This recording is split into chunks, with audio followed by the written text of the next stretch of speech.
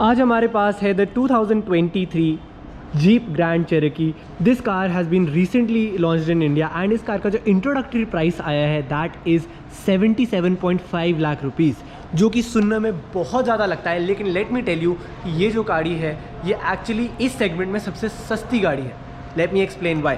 क्योंकि बहुत लोगों को ऐसा लगता है कि ये जो कार है वो फॉर्च्यूनर या फिर स्कॉर्पियो या फिर XUV 700 जैसी गाड़ियों के कंपैरिजन में आई है, लेकिन इस कार का एक्चुअल कंपेटिटर जो है वो मर्सिडीज़ GLE, BMW X5 ऐसी कार्स हैं। एंड इसका भी एक बहुत वैलिड रीज़न है, क्योंकि यूजुअली लोगों को लगता है कि GLE जैसी गाड़ी 90 लाख की गाड़ी है, ये 77.5 लाख की गाड़ी है, 10 लाख का फ़र्क एक गाड़ी के सेगमेंट में कैसा हो सकता है। बट द थिंग इज़, सबसे बड़ा फ़र्क इसमें ये आता है कि ये जो कार है that is a CKD car, यानी कि इस गाड़ी की असेंबली इंडिया में होती है, जिसकी वजह से इस कार के ऊपर जो टैक्स लगता है वो कम है। एंड वो टैक्स की वजह से इस कार के ऊपर आपको 10 से 12 लाख रुपए का डिस्काउंट मिलता है फ्रॉम द गवर्नमेंट। सिर्फ और सिर्फ इस वजह से इस कार का प्राइस कम है, लेकिन इस कार के एक्चुअल कंपेटिटर्स X5, GLE जैसी कार्स हैं। एंड इस वीडियो के अंदर मैं करने वाला हूँ इस कार का एक डिटेल्ड रिव्यू। बात करेंगे styling, performance, features, comfort, practicality, वो सारी चीज़ों की जो कि एक बायर्स के लिए एक बहुत इंपॉर्टेंट चीज़ होती है। So without any further do करते हैं इस वीडियो को शुरू and let's review the 2023 Jeep Grand Cherokee.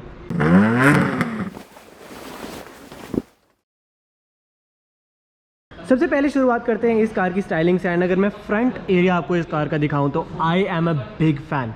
इतनी मस्कुलर, इतनी बोल्ड, थोड़ी बॉक्सी टाइप की स्टाइलिंग हमें दी हुई है इस कार के अंदर, जो कि इस कार को एक बहुत रगिड लुक देती है। जीप की फेमस हमें 7 स्लैट ग्रिल इसमें देखने को मिल जाएगी। एक छोटा सा कैमरा आपको आगे देखने को मिल जाएगा इस कार के सराउंड व्यू कैमरा के लिए, जो कि हम थोड़ी देर में बात करने वाले हैं। लेकिन उसी के नीचे एक छोटा सा वॉशर भी दिया गया है इस कैमरा को साफ़ करने के लिए, क्योंकि at the end jeep cars अपनी ऑफ रोडिंग के लिए मानी जाती हैं एंड सबसे ज़्यादा जानी जाती हैं। तो अगर आप ऑफ रोडिंग कर रहे हैं गाड़ी के अंदर एंड ये कैमरा आपका गंदा हो जाए तो आप गाड़ी के अंदर बैठे बैठे ही इसको साफ़ कर सकते हैं, which is very very good. उसके अलावा स्टाइलिंग वाइज अगर हम कुछ और चीज़ों की बात करें तो इसके अंदर आपको कॉर्नरिंग लैंप्स देखने को मिल जाएंगे। उसी के जस्ट नीचे आपके पास यहाँ पे क्रोम सराउंड दिया गया है, जो कि पूरे बम्पर के ऊपर जाता है। Looks very very good. Side में आपको यहाँ पर दिए हुए हैं कुछ रिफ्लेक्टर्स।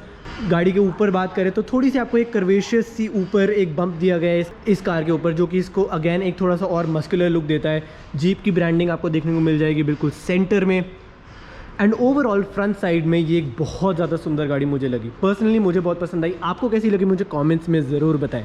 उसके अलावा अगर हम एलॉय व्हील्स की तरफ देखें तो आपको मिलते हैं इसके अंदर 265 सेक्शन 50 R20 यानी कि 20 इंच के एलॉय व्हील्स। 5 स्पोक डिज़ाइन आपको देखने को मिलता है। अगेन इस कार की मस्कुलर लुक के हिसाब से ये मसल टाइप एलॉयज़ आपको दिए हुए हैं, जो कि मुझे बहुत सुंदर लगे एंड इस कार के साथ अच्छे से जचते हैं वो। उसके अलावा ग्रैंड चेरोकी की बैजिंग आपको यहाँ फ्रंट डोर पे देखने को मिल जाएगी। जो हमारे पास ORVM दिए गए हैं उसके आसपास आपको क्रोम सराउंड्स देखने को मिलते हैं। पूरे विंडो एरिया के आसपास आपको फ्रंट ऊपर वाली साइड आपको क्रोम सराउंड देखने को मिलता है। नीचे वाला जो है ये पियानो ब्लैक फिनिश में आता है।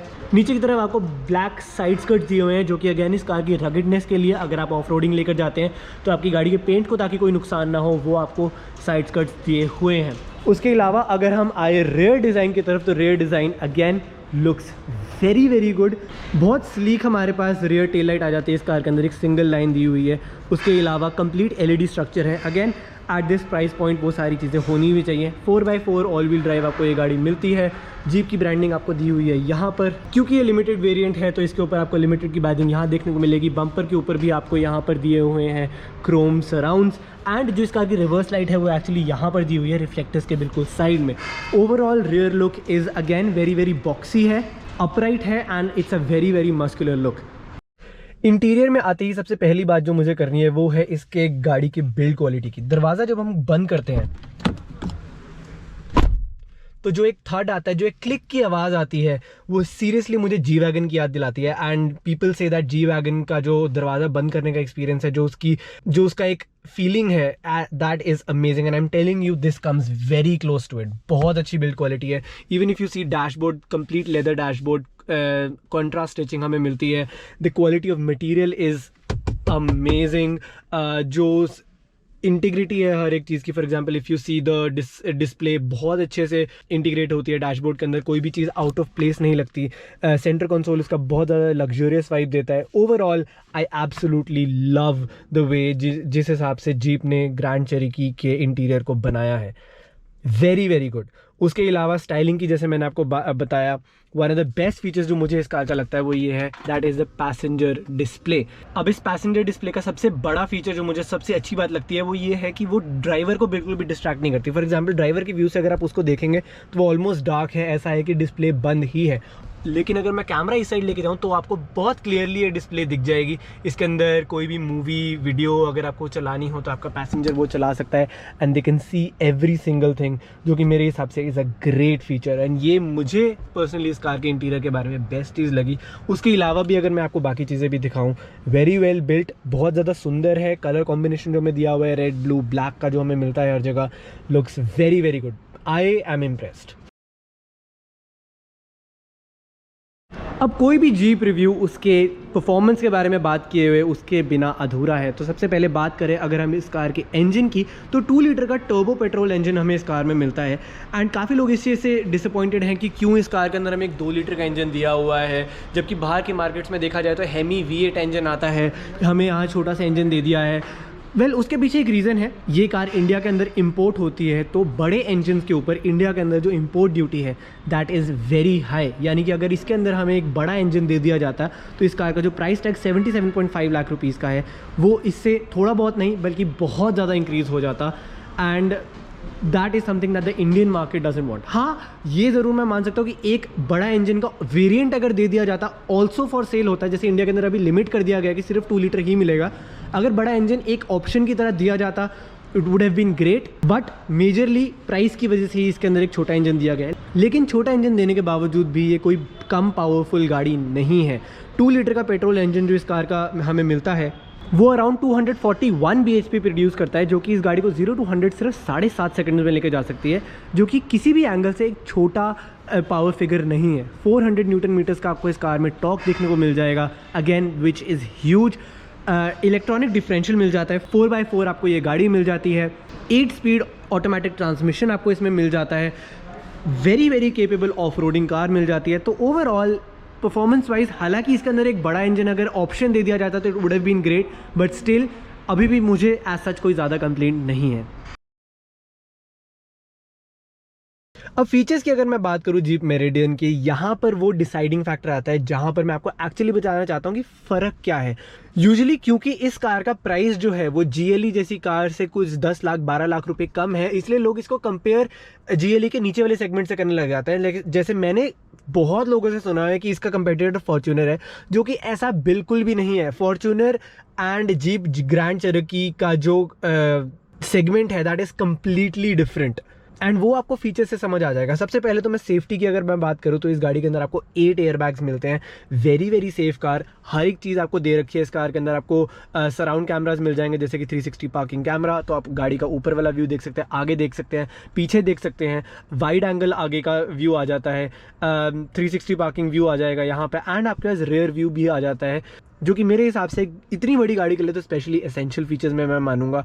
उसके अलावा अगर हम देखें तो फॉरवर्ड फेसिंग कैमरा जैसे मैंने आपको दिखा दिया है, मिरर डिमर आपको मिल जाता है ये वाला। अब मिरर जो है ये ऑब्वियसली इस प्राइस पॉइंट में तो आपको ऑटो डिमिंग IRVM मिल जाएगा, लेकिन इससे बड़ा एक फीचर ये है कि ये एक कैमरा का काम भी करता है, जो कि रियर कैमरा है।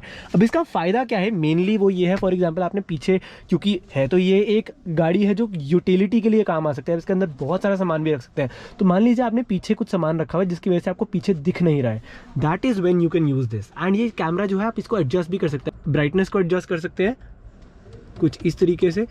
मेरे हिसाब से कैमरा पे इतने अच्छे से नहीं पता चल रहा है क्योंकि ऑफ द रिफ्लेक्शंस, लेकिन इन रियल लाइफ आपको पता चलेगा कि इसकी स्क्रीन की आप ब्राइटनेस भी चेंज कर सकते हैं।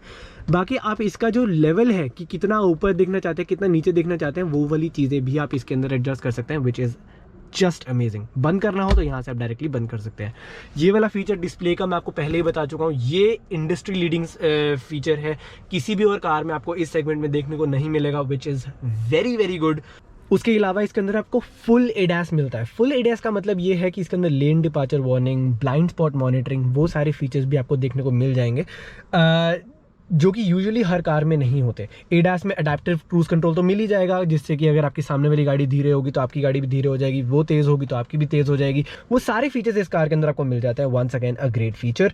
एंड अगर मैं बात करूं दूसरी कार से, जैसे फॉर एग्जांपल लोग बोलते हैं कि XUV 700 में भी ADAS आ जाता है, लेकिन वो जो ADAS है वो आपको lane departure warning, blind spot monitoring, वो सारे फीचर्स नहीं देता, जबकि फुल ADAS में वो सारी चीज़ें भी ऐड हो जाती हैं।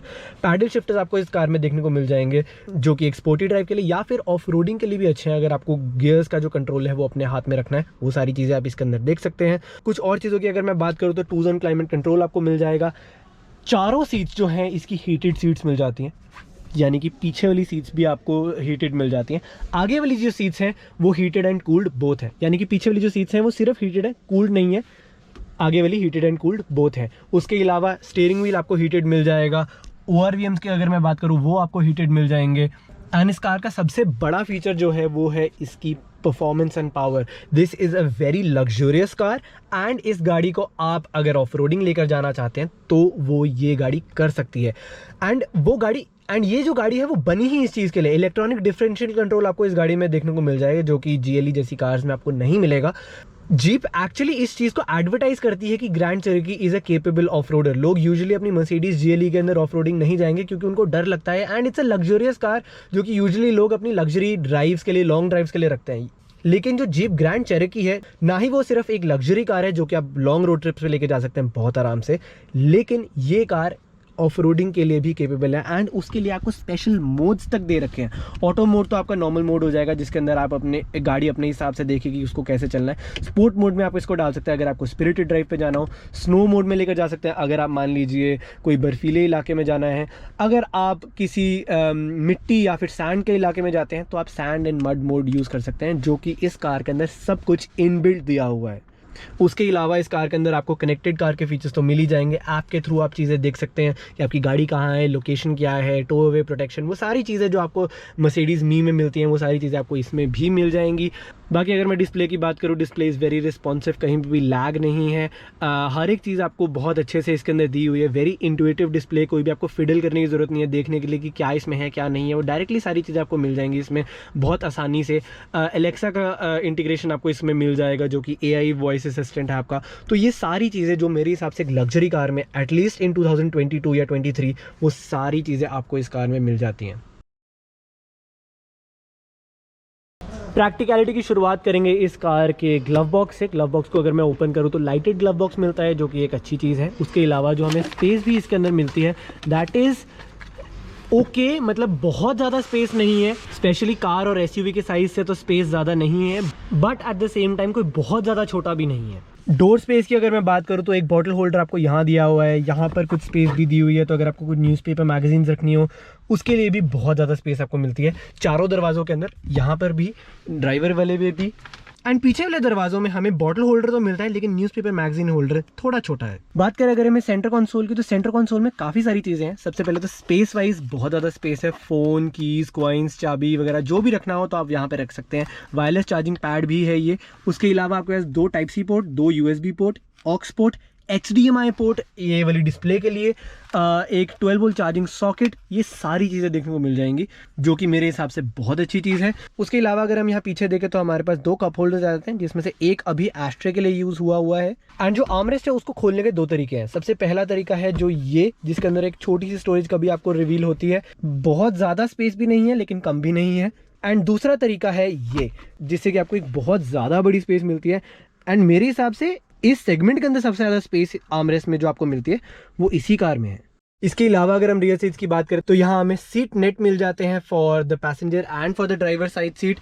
सेंटर में अगर हम बात करें तो आपको मिल जाता है यहाँ पर एक फ़ोन होल्डर, ऊपर अपने फ़ोन्स रखने के लिए। नीचे की साइड हमें 2 Type-C port, 2 full size USB port, and साथ ही में एक फुल साइज होम सॉकेट भी मिल जाता है, यानी कि अगर आपको लैपटॉप वगैरह भी चार्ज करनी हो तो वो भी आप कर सकते हैं। सेंटर आर्मरेस्ट की अगर मैं बात करूं तो उसके अंदर आपको 2 कप होल्डर्स मिल जाएंगे। Last but not the least, अगर हम प्रैक्टिकलिटी में इस कार की डिक्की की बात करें तो इसको ओपन कर सकते हैं हम 3-4 तरीके से। चाबी पे आ जाता है, अंदर एक ऑप्शन दिया हुआ है, यहाँ पे रिक्वेस्ट सेंसर से आप इसको ओपन कर सकते हैं। बट देन अगर आप इसको ओपन करते हैं तो आप देख सकते हैं it is a huge trunk. कोई भी एंगल से छोटी ट्रंक नहीं है। सामान अगर आपको रखना हो, लॉन्ग रोड ट्रिप पे फैमिली के साथ जाना हो, ऑफ रोडिंग जाना हो, ऑफ रोडिंग का सामान रखना हो, ईजिली आप वो सारी चीज़ें रख सकते हैं। ये आपको कार्गो ट्रे भी मिल जाती है जो कि कपड़े की ही है, तो इसके ऊपर आप सामान सामान तो ऐसा नहीं रख सकते, बट स्टिल उसको अगर हम हटा दे तो आप देख सकते हैं यहाँ पर 12 वोल्ट चार्जिंग सॉकेट मिल जाता है। हुक दिया हुआ है इस साइड पे and on the other side as well. 4 hooks हमें मिलते हैं अगर आपको एक नेट यहाँ बांधना हो। एक छोटा सा बिन आपको यहाँ मिल जाता है सामान सेग्रीगेट करने के लिए। तो overall practicality wise this is a huge thumbs up. मुझे कोई प्रॉब्लम नहीं दिखी इस कार के प्रैक्टिकलिटी और स्टोरेज में। बात करूं अगर मैं कंफर्ट की जीप ग्रैंड चेरोकी के अंदर, तो आप देख सकते हैं अभी मैं बैठा हूं ड्राइवर सीट में। ड्राइवर सीट में सबसे पहले तो अगर मैं ड्राइवर कंट्रोल्स की बात करूं तो आपके पास इलेक्ट्रॉनिकली एडजस्टेबल स्टीयरिंग व्हील आ जाता है। इलेक्ट्रॉनिकली आप इसको ऊपर नीचे आगे पीछे सब कंट्रोल कर सकते हैं। सीट्स आपको परफोरेटेड लेदर सीट्स, क्योंकि हीटेड एंड कूल्ड बोथ हैं, तो वो बहुत अच्छी चीज़ है। 10 वे एडजस्टेबल सीट्स हैं, इलेक्ट्रॉनिक सब कुछ for the driver and for the passenger side seat as well.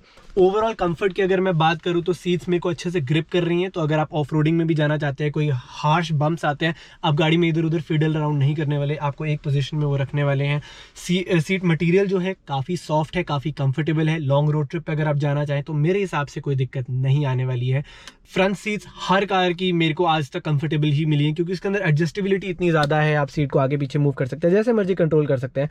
But चलते हैं इस कार की रियर सीट्स में, देखते हैं वहाँ की क्या सिचुएशन है। फिलहाल के लिए मैं गाड़ी की जो पोजीशन है, मैंने ड्राइवर सीट को अपने हिसाब से एडजस्ट किया हुआ है एंड मेरी जो हाइट है वो 6 फीट 2 है। तो अभी एक 6 फीट 2 हाइट का ड्राइवर गाड़ी में बैठा हुआ है। चलते हैं पैसेंजर साइड सीट में विदाउट सीट को छेड़े, देखते हैं वहाँ का क्या सिचुएशन है। तो बिना सीट को छेड़े मैं पीछे जब आया हूं, अगेन इस टाइम पे 6 फीट 2 का ड्राइवर बैठा है, 6 फीट 2 का पैसेंजर बैठा है एंड स्टिल मेरे पास अराउंड 3 से 4 इंचेस, इनफैक्ट 5 इंचेस का ही लेग रूम है। स्पेस वाइज कोई भी दिक्कत नहीं है। हेडरूम की अगर मैं बात करूं, हेडरूम बहुत ज़्यादा है इस गाड़ी का। आई मीन 6 फीट 2 के हिसाब से भी अगर मेरे पास अराउंड 3-4 इंचेस का हेडरूम है, तो अगर किसी ने टर्बन भी पहनी हुई है उनको दिक्कत नहीं आने वाली। विड्थ वाइज भी अगर मैं बात करूँ तो 3 कंप्लीट एडल्ट्स यहाँ पीछे बैठ सकते हैं, कोई दिक्कत नहीं है। सीट मटेरियल की अगर मैं बात करूँ तो obviously same as the front ones, वही सेम परफोरेटेड लेदर सीट्स आपको रेयर में भी मिलती हैं। हीटेड सीट्स आपको रेयर में मिलती हैं, जो कि मेरे हिसाब से एक बहुत अच्छा फीचर है। स्पेस वाइज में अगर बात करूँ तो मैं आपको पहले ही बता चुका हूँ, लेकिन इस कार में जो हमें पैनोरामिक सनरूफ मिलती है उसकी वजह से जो हमारा एक्सपीरियंस है वो और थोड़ा रूमी और थोड़ा एयरी हो जाता है, जो कि बहुत अच्छी चीज़ मुझे लगी। हमारे पास जो साइड सन ब्लाइंड्स दे रखे हैं वो भी आप मैनुअली ऊपर कर सकते हैं। मर्सिडीज GLE के अंदर ये इलेक्ट्रॉनिक आ जाते हैं, बट इस कार में भी आपको दिए हुए हैं, लेकिन सिर्फ मैनुअल के अंदर। कंफर्ट वाइज अगर मैं बात करूं तो मेरे पास हेड सपोर्ट काफ़ी अच्छा है इस गाड़ी में। सिर्फ और सिर्फ एक ड्रॉबैक मुझे अभी तक लगा है, वो ये है कि 6 फीट 2 के हिसाब से मुझे अंडर साइड सपोर्ट थोड़ा कम लगा, but that is pretty much it. Comfort wise मुझे और कोई दिक्कत नहीं है इस कार में। एंड सो ये था गैराज रिव्यूज़ की तरफ से एक छोटा सा detailed review of the jeep Grand Cherokee. अगर आपको इस कार के बारे में कोई भी और क्वेश्चंस हैं मुझे कमेंट्स में ज़रूर बताएं, मैं उनका आंसर ज़रूर करूंगा। Share this video as much as you can, और इस चैनल को अगर आपने सब्सक्राइब नहीं किया है तो I suggest you do that right now, क्योंकि उससे मुझे बहुत मोटिवेशन मिलती है आपके लिए नया नया कंटेंट निकालने की। Thank you so much for watching this video. अगर आपको पसंद आए तो लाइक ज़रूर करें एंड मैं आपसे मिलूंगा अगली वीडियो में।